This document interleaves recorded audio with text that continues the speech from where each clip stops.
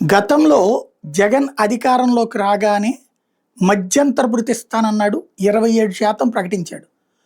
ఆ తర్వాత జీతం పెంచేటటువంటి సందర్భంలో 23% చేయడం. దాని మీదనే జగన్ మీద వాళ్ళ కోపం. 27 ఇచ్చి 23కి తగ్గించడం, ప్లస్ ఆ 4 వెనక్కి తీసుకుంటానని ప్రకటించడం.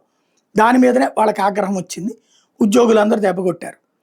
అయితే ఇప్పుడు చూస్తే ఏడాది అయింది, 5 పైసలు మధ్యంతర భృతి ఇవ్వలేదు. అదే సందర్భంలో డిఏ బకాయిలు చూస్తే 2023 జూలై వరకు 2023 జూలైది పెండింగ్లో ఉంది 3.64%. జనవరి 2024 3.64%. ఇవి రెండు జగన్ టైంలో 2 పెండింగ్.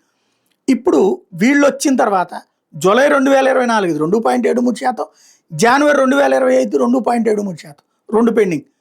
అంటే 4 పెండింగ్లో ఉన్నాయి. అట్ ద సేమ్ టైం మార్చి 25న ఏదైతే కేంద్ర ప్రభుత్వం ప్రకటించినటువంటి టోటల్ పెండింగ్ డిఏలు 16.38%. ప్రతి నెల 10,000 దాకా లాస్ అవుతుంది. ప్లస్ పీఆర్సీ కూడా ఏమీ తేల్చట్లేదు. పాత పీఆర్సీని రద్దు అయితే చేసి పడేశారు కానీ అంటూ ఉద్యోగ సంఘాలు ఇప్పుడు వాళ్ళల్లో వాళ్ళు వాట్సాప్ల్లో బాధపడుతూ ఉన్నారు.